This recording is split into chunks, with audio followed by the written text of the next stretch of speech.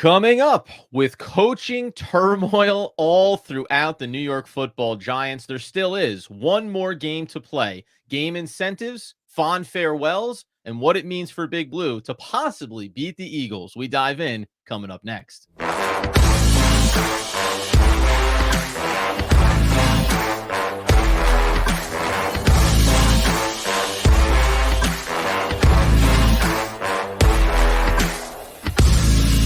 Yes, sir. It is OGP, the One Giant Podcast, where you know that we are your hosts. Over here, Adam Armbrecht. Over there, Andrew Makowitz. We thank you, as always, for joining us. This on a Friday preview edition, the final. Shed a tear. Preview edition for the New York Football Giants Week 18. Andy, healthy, wealthy, and wise, as we get into some off-the-field topics, some things that will impact the offseason, and then we'll talk about the Giants and the Eagles and the rivalry and all that. I mean, Adam, our pre-show was fired up today. We were trying to hold a cup of coffee. Good. You know, it's the final week of the season. It's, the last game for the Giants. The Giants are eliminated from playoff contention. You may say, like, what is there to talk about on the Friday pre-show?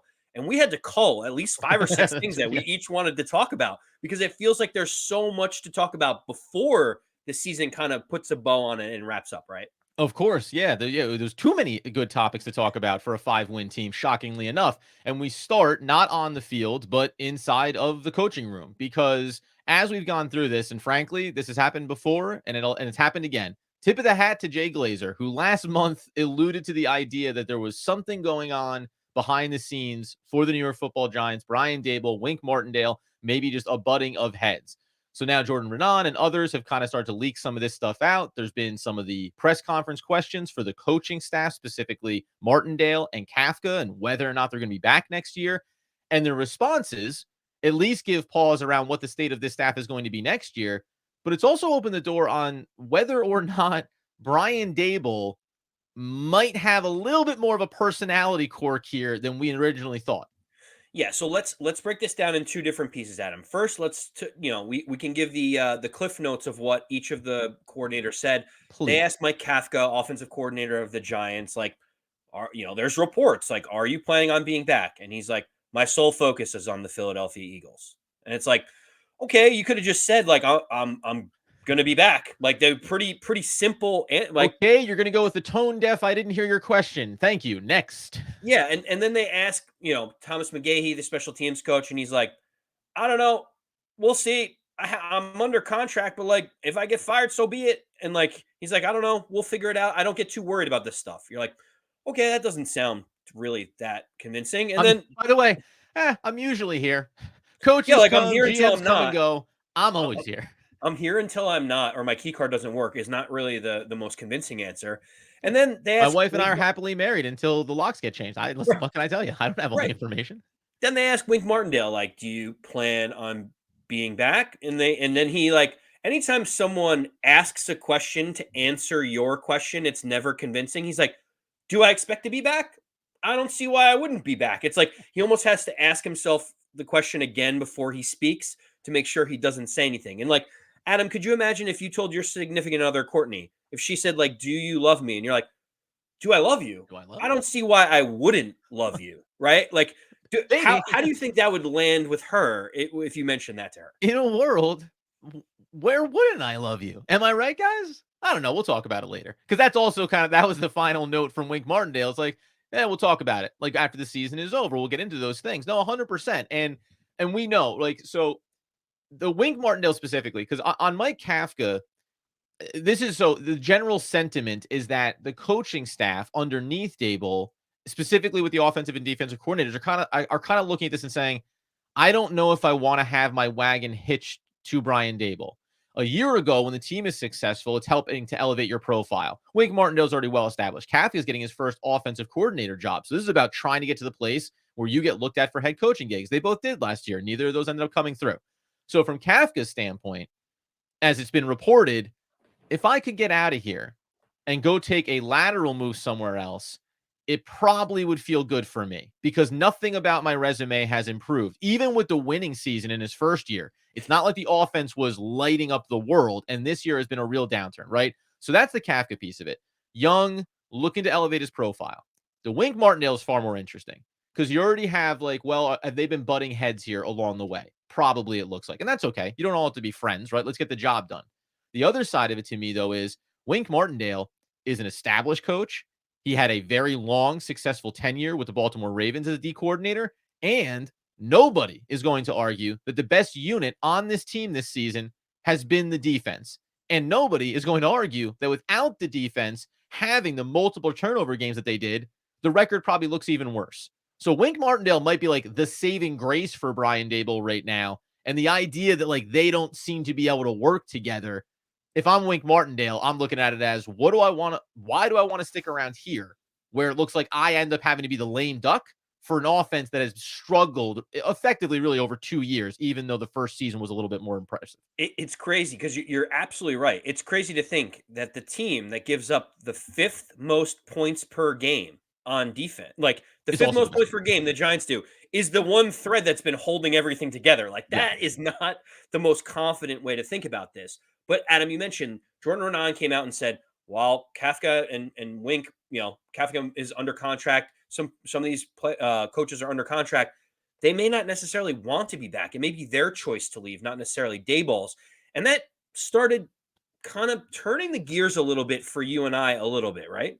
Yeah, and just the note on it, if they wanted to be somewhere else, i.e., maybe getting let go from this roster, well, lateral moves, the Giants still got to pay them. It's only if they get elevated. So it's only if Wink Martindale or Kafka ends up getting a head coaching job that you don't have to then pay them, that they can move on from that, right? So there is an element here from a Giants organizational standpoint who has paid and continues to pay some former coaches along the way that they may not want to see that be the case. Not a good reason to try to keep the band together. But the wheels that you mentioned turning here is Brian Daboll comes from the Nick Saban tree. He comes from the Bill Belichick tree. And we know what that personality looks like. And when it's successful and it works, it's great. And you almost find it kind of humorous the way they treat the media or what have you. And I don't think that Daboll is nearly on that level of a Belichick in terms of his interactions, right? We saw what Joe Judge looked like, another Belichick disciple. He just seemed like he didn't know what was going on when he was in front of the podium. But he also had a short, did Brian Daboll term issue when it came to the Bills, right? And that team is its own dysfunction and whatever. But there is now kind of a trail here where Brian Daboll might be one of those I am in total control and I am going to rub a lot of people the wrong way, especially when it's not winning football. Yeah, I mean, you mentioned it. It's no secret that Sean McDermott, the head coach of the Buffalo Bills, and Brian Daboll do not see eye to eye. Frankly, they hate each other. They Yep. won't even acknowledge each other after games to even give handshakes. Like that's how far gone that relationship goes. And most people are like, well, it's all on Sean McDermott because he let his defensive coordinator Leslie Frazier go. He fired Ken Dorsey in the middle of the year to promote Joe Brady. Like clearly he's got something going on. And we've kind of pushed that away from Brian Daboll to hold any responsibility for that, right? But then all of a sudden, when you see that Daboll's kind of had year stints at different places, some, albeit head coaching changes, so he had to move on from being a coordinator in Cleveland and Miami and other places. But then all of a sudden you hear Wink Martindale and Mike Kafka, who has never been anything other than an offensive coordinator, are both thinking about making lateral moves just to get out of Yeah. whatever's going on with Daboll. That starts to raise a couple of red flags to me in terms of what's going on. It almost makes it seem like if Daboll did things a certain way in one coach of the year, but when things aren't going right, this way of doing things really rubs everyone in the building the wrong way. Yeah, that's the concern here is that it's not about if he's a good coach and he's talented. I wouldn't probably care as much, obviously, if the Giants were winning, but I'd also remind everybody just that if that is his personality, there'll always come times when it is an issue. I just rather have a hit. By the way, Tom Coughlin was like this, right? He got to a point, and then it was like, hey, you got to make some adjustments. He got together the triumvirate of leaders on the team, and he did. He cooled himself down a little bit. Maybe that's a part of Brian Daboll's arc here. But Tom Coughlin, by that point, too, was also already a well-established head coach with a track record of success from the Giants and even beyond going back to Jacksonville, right? So those things already existed. I'm just curious. I'm curious what happens. We talk about this today and now before the weekend because Black Monday could look different for the Giants. It could come very quickly if there were going to be changes. And it's something just to monitor because not only does it say something potentially about Brian Daboll, but I said this one before we got onto the podcast. Joe Shane, I like him as the GM. We've talked about throughout the season some misses he maybe had, some missteps that he had in free agency or draft, etc. Hitching your wagon to Brian Daboll, also does say something about you. So all of a sudden, right, as we end year 2 and look towards year 3, we're once again in a very familiar spot as a Giants fan base, I think, saying, okay, are we totally cool? Are we all comfortable? Do we all feel good? And a lot of these things may go by the wayside as you spend free agent money, you get in draft picks, you start winning some more football games. It'll at least put a bit of a salve over top of the issues that are coming up right now. Well, we clearly talked about the coaches being in a little bit of turmoil. This may be the last game for them, so they have things to prove. But Of outside of course. the coaches, Adam, there are players that have things to prove. There are also things that are on the line for some of these players as well. And of course, while we are going to get to that, one of the things that some of these players and these coaches, frankly, maybe Brian Daboll, will want to check in with is our friends over at Potential. Oh, Potential. You get over there because is essentially your ability to be visualizing, analyzing, realizing, and actualizing well-being. Potential is pretty interesting. It's an online assessment tool, which is basically a survey.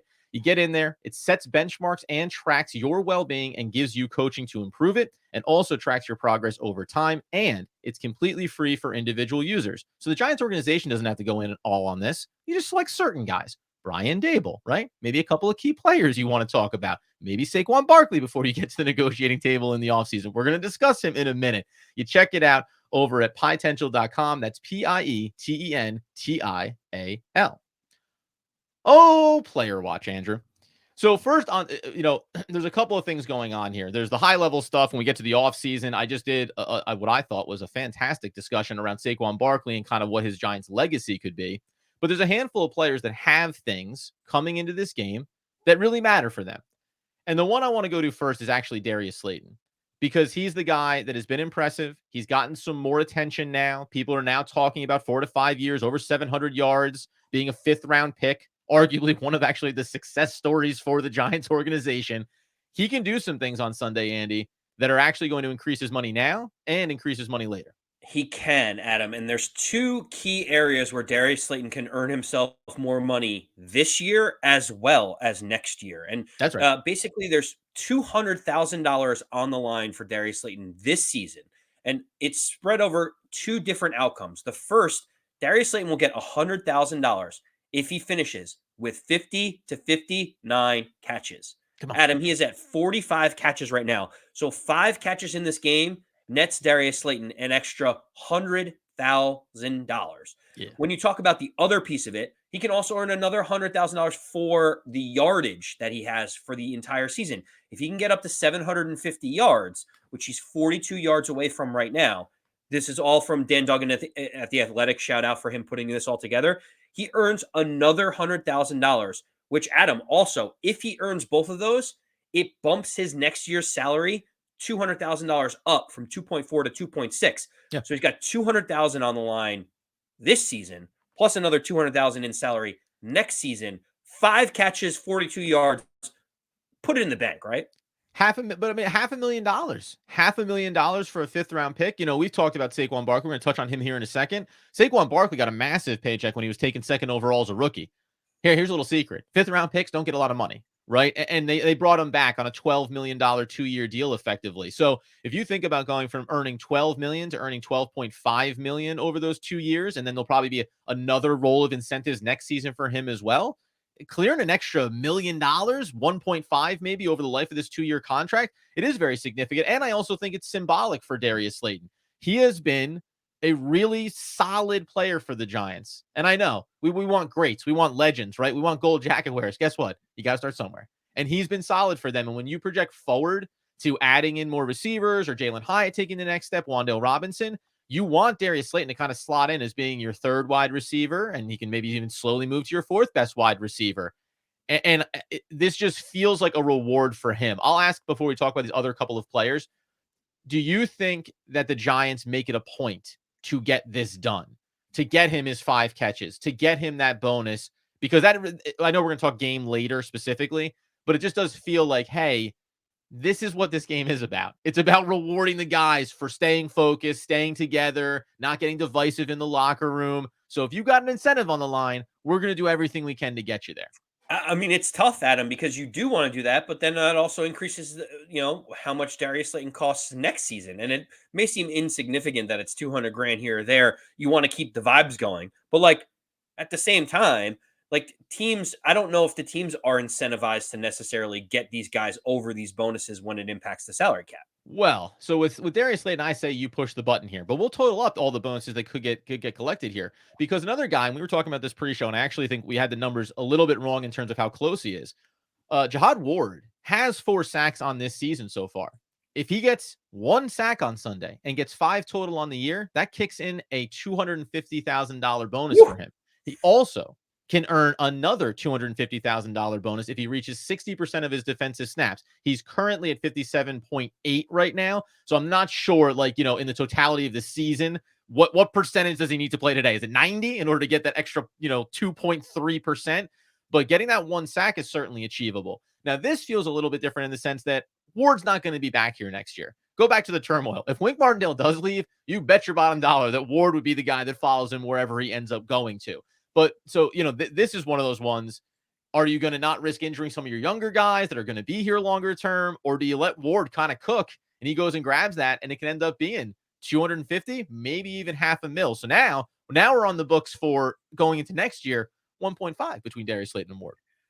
Yeah, I mean, that's the crazy thing is it really starts to add up if these players get their incentives. And if you don't Seems think like a low bar they set for Ward, by the way. I know 5 sacks is a lot on a season, but I think that he is close to achieving a goal that the Giants associated paying for as the team was winning football games, right? Like he's achieved a kind of like, what a good year in totality for the defense and the team overall. We'll pay you that money. Who cares? We're in the playoffs. Instead, 5-win well, team. They're like 250,000.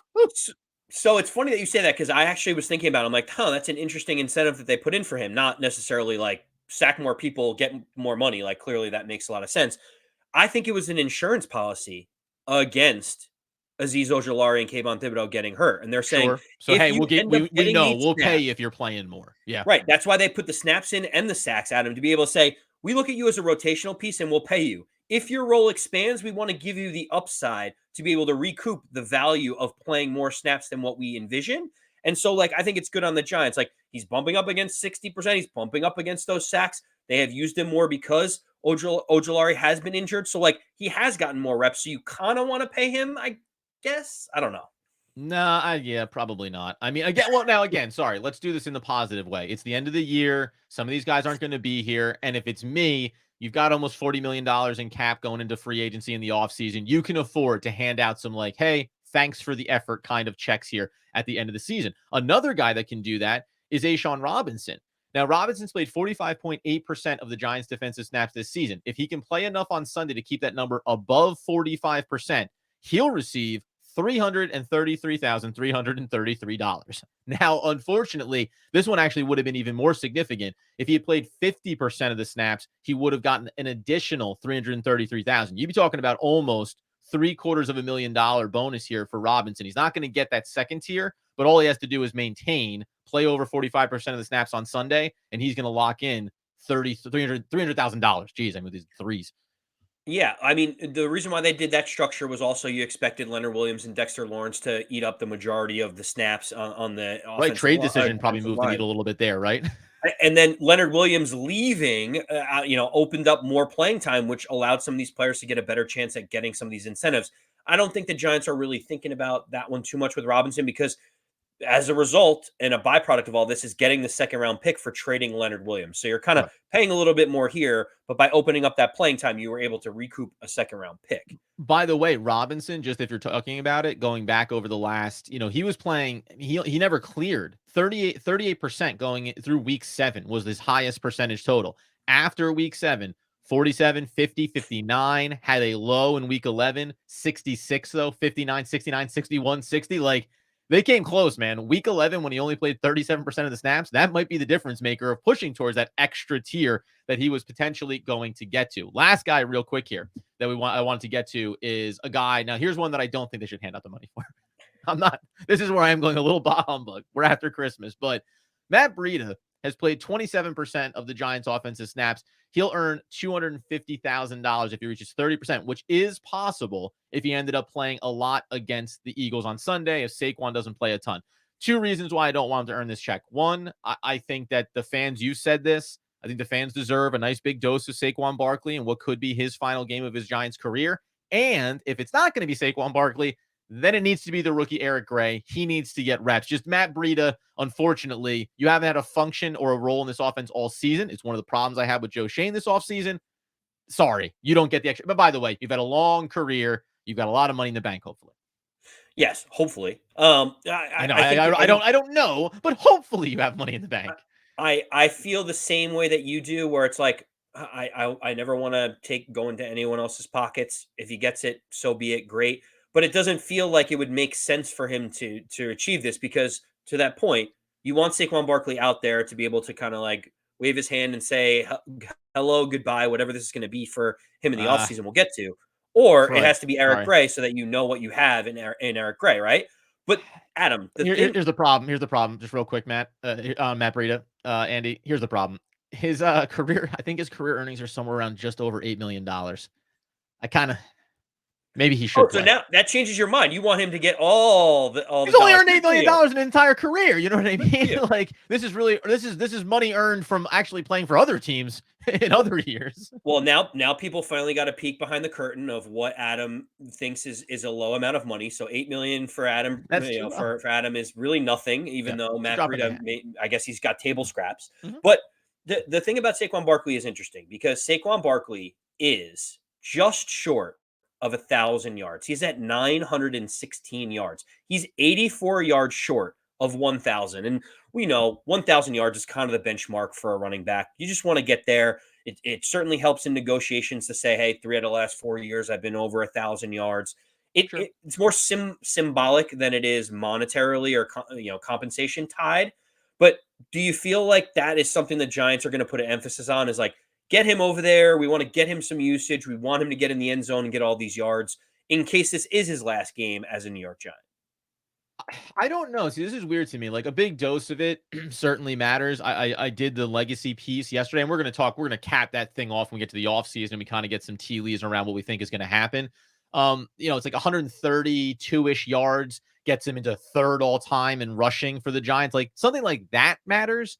The 1,000 yards relative to how the Giants feel about it, no. Like I don't think they care. Now, if we're talking about sending players off on a good note, right, and getting the thank you so much for your effort, I get that piece of it, because maybe that does convert into something down the line for Saquon. But in his circumstance, at his age, with already his history of success and also injuries, I don't think that him going to, let's say, the open market, sitting down at a negotiating table and being like, 1,000 yards last year, and they're as opposed to 963 yards last year. I know that it looks shiny, but no team is going to be like, well, unfortunately for you, if only you had 40 more yards last year, we would have given you $2 more million. It's just I don't think that has the bearing that it would, as opposed to maybe like a rookie, like a mid-round rookie running back that had 2 out of his first 3 years with 1,000 yards or something like that. Like that would then I think hit his market value differently.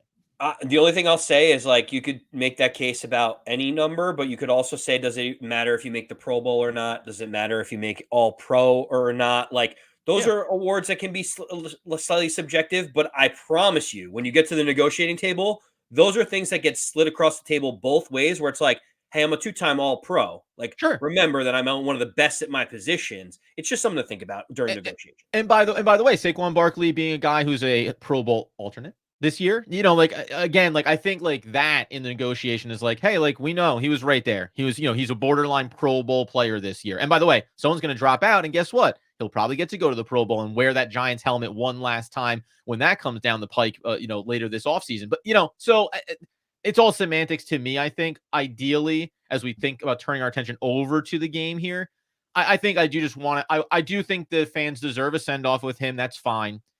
I think you want to get some guys like Darius Slayton these check marks. I think you want to see some things for Jalen Hyatt and some younger guys. And I think it's interesting about the balance that you're trying to strike between that and not risking for an Eagles team that is making a bold potential choice about resting a lot of players in a game that matters to them in their playoff standings. What if you win this thing or lose this thing, or what does that look like, right? How do you separate those things? I know that's your big question. Well, so yes. So the Eagles haven't announced what they're going to do. It sounds like they might like half-heartedly go into the game being like, let's give it a puncher's chance and like let's try. But obviously the Eagles can't move up and get into a better seed without the Dallas Cowboys losing, who are a 2-touchdown favorite against the Washington Commanders, who are doing everything to lose every single game that Sure. they have, right? So it looks so But in a world, right?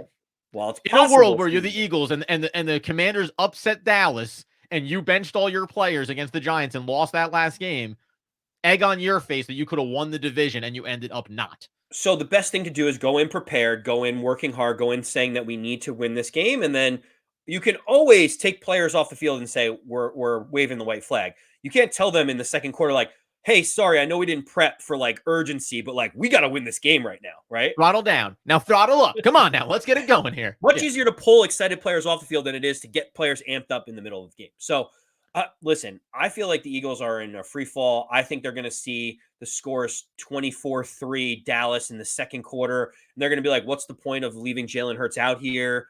They have a lot to figure out, but I think they're going to pull a lot of their starters off the field at him and just say, let's take a week, let's recoup, and let's get ready for the playoffs, which is going to be interesting for the game script because you saw with Tyrod Taylor and the way this team can play, like they can be relatively competitive against teams, especially teams that are going to be sitting some of their players. Like, don't be surprised if the Giants getting 5.5 points are in this game or don't end up winning this game, which would make so many fans super excited if they end up pulling this one out, right? It is a 5.5 point spread, as you say right now for the Giants. They're plus 198 on the money line, and it's the over under set at 41.5. Coming into this game, by the way, records against the spread: Eagles are 8-7-1, Giants are 7-8-1 on the money line. 11-5 for the Eagles, 5-11 for the Giants. They're just mirroring each other on all of these categories, and then the over under 9-7 for the Eagles, 6-10 in terms of the Giants on the over under as well. So yeah, I think you're right here. Like, it's an interesting move. Not that everyone wants to hear about the Eagles per se, but I think like if you believe that your team is of a certain quality and caliber and you've just been kind of hit with injuries and it's been a slow slogger in the season, I get the idea of like, you know what, man, like let's just throw in the towel for the last week. We'll live with the results when it comes to the playoffs because we think we're good enough. Like we think on paper we're as good as any team we're going to see in the playoffs, so we don't need to over worry about it.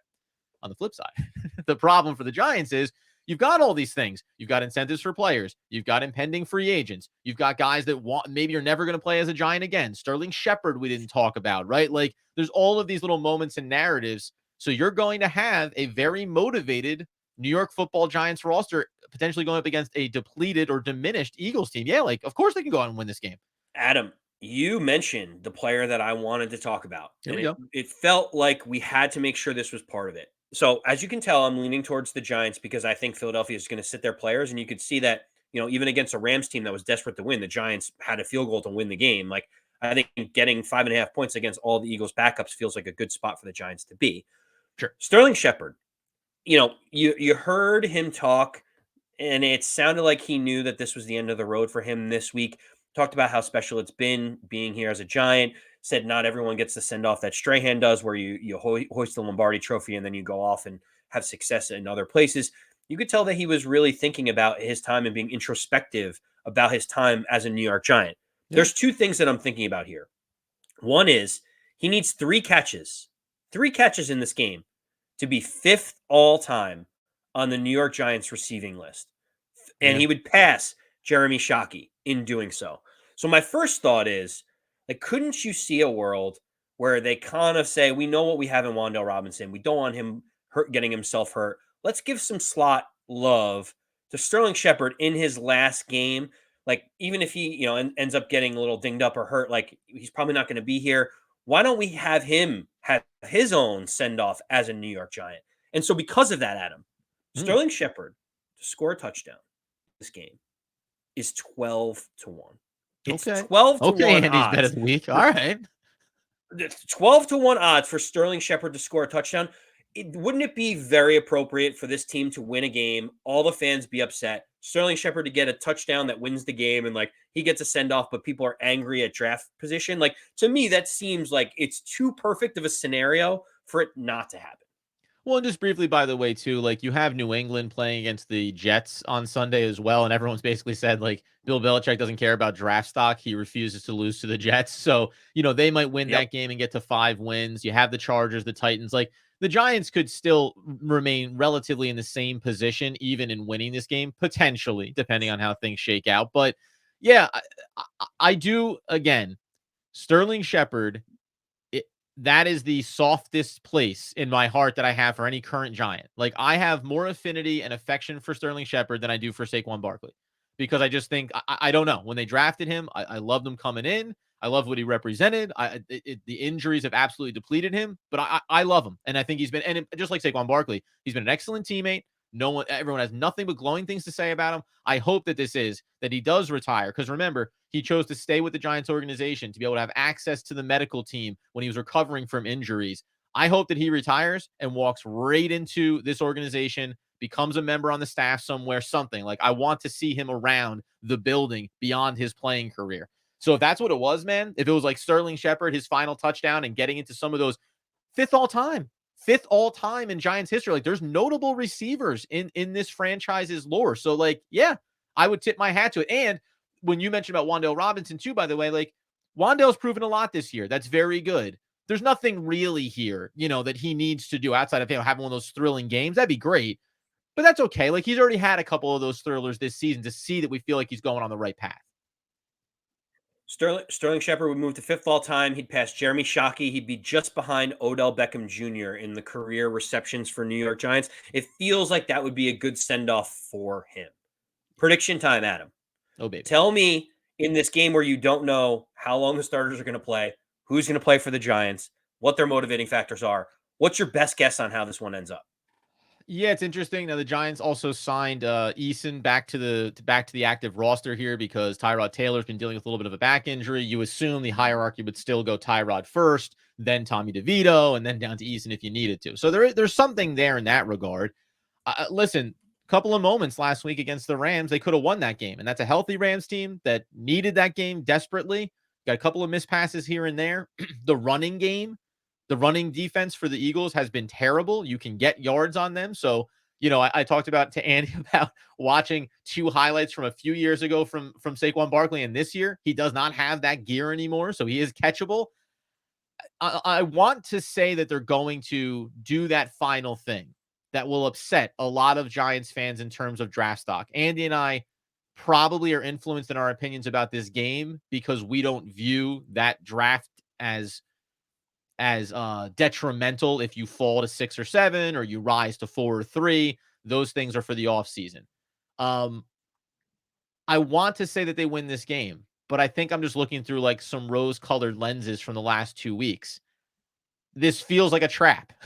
Like, look out, it's a trap. Eagles choose to rest guys. They're thinking about the playoffs. But guess what? They're a deep team. They're a talented team. And you end up getting a motivated collection of backups for the Eagles who go out and prove a point of just how good they can be. So I think the Giants do lose this game at home. I would probably take the under in this game one, though, and say something along the lines like 23-16, something in that neighborhood. Eagles win. So I can understand it, and that probably is the best case scenario for the Giants if you're looking at the draft stock and the future of the team. I just think the Eagles are going to wave the white flag. They haven't been playing well, even when they haven't been waving the white flag. So, like, right now, Tyrod Taylor is interviewing for a job next season. Some of these players are trying to get their bonuses for the Giants. Is a lot at stake for this team. I think the Giants win this game. I think they win it 20-6, 20-14, something like that. Okay. I think just I two think touchdowns for Philly. Yeah. Well, I think that it'll be a competitive game, but like you're talking about potentially Marcus Mariota going into the game if Jalen Hurts sits, like he hasn't looked good in a couple of years. So I've got it at 2014. Adam, if you want to get crazy and you want to have fun as the last wager on the entire season for the Giants, talk about the feel-good send-off wager. I'm going to call it the send-off parlay. Okay. And it is Sterling Shepard to score a touchdown, Saquon Barkley to score a touchdown, and the Giants defense sending Wink Martindale off in style to have a touchdown. The Giants, all three of those things to happen in this game, 250-1. Bank on it, Adam. Make it happen. Very interesting. I would go with when we talked about Sterling Shepard. I would go with a player prop about his over on receptions. I would take his over on yardage and maybe even take him to score a touchdown and wrap those up into a nice little package, because that probably has some real opportunity to give you some legs. But full vibes for Andy on his little bonus play there. as we think about the Giants on Sunday. Listen, once the ball gets kicked off, they'll be playing at the same time that the Commanders and Cowboys are. That's how the NFL lines these things up with the division games. So you'll also get informed by that. Could be the starters at the beginning of this game. Cowboys are in a 7-7 game. They're in a 13-10 game going to the half. They're going to keep playing the starters. All of a sudden, 20-10, 27-7, whatever it is, you could start to see the plug get pulled. So in that vein, it's very hard to give predictions about a game that are going to be predicated on literally moment to moment, starting at 4:25 and what's happening in another contest around the league. That being the case, though, guys, this is week 18. It is the final game. And I would say this for a lot of Giants players, enjoy it. Whatever your motivations are about where you want this team to go and what you want them to do in the offseason and who you want them to draft and all that stuff. From a pure fandom perspective, I said it about Sterling Shepherd. I also do have an affection for Saquon Barkley. The roster is going to look very different next year. And unlike a couple of the recent seasons, we are talking about guys that have meant a significant amount to this franchise over the last 5, 6, 7 years. Those two players alone are key figures in the success and failures of this team, right? So sit back and enjoy it. If it ends up being the last game for those guys, hopefully they have some special moments for the fans. Hopefully you get to cheer, get to hear Giant Stadium erupt a few times on Sunday. And then, yeah, we deal with it. When the season ends, we look at the draft, we start talking about prospects, we get into all that nonsense. But this is the last time you're going to get to watch New York football, Giants football until next September. So enjoy it all. And then, get us on YouTube, get us on Twitter and all that good stuff, Andy. At the end of the day, the simple thing, Adam, is it's going to be very difficult for Giant fans to turn their brains off and cheer for the Eagles for a better draft pick in this last game. As you mentioned, it's kind of like we did this before where everyone was upset and the Commanders took Chase Young and we happened to ho-hum get Andrew Thomas. It's like, just enjoy watching the Giants for one more week because it's going to be months and months and months of barren wasteland, Adam, where we Yep. don't get to watch the Giants play anymore. So enjoy it. Realize that some of these players are getting their official send off. Cheer when Saquon Barkley or Sterling Shepherd gets the ball because we don't know how much more we're going to see of either of them. But either way, I'm going to be cheering for the Giants. I'm cheering for specific players to get theirs. And man, what a season it's been. Yes, it certainly has. We'll be back in on Monday with a game recap and then kind of illustrating where everything stands, obviously, and talking about takeaways from this 2023-2024 season on YouTube at One Giant Podcast, on Twitter at One Giant Podcast, at AndyMac214, and at Adam Armbrecht. Again, man, thanks for taking the ride with us all year long. We're not going anywhere. The content's going to keep right on rolling, but this does end one chapter of this year for the New York Football Giants. We'll be back again on Monday morning. Until then, though, as Andrew Makowitz, for the very last time during the regular season, wants, needs, and nay, demands the people know. As always, let's go Big Blue.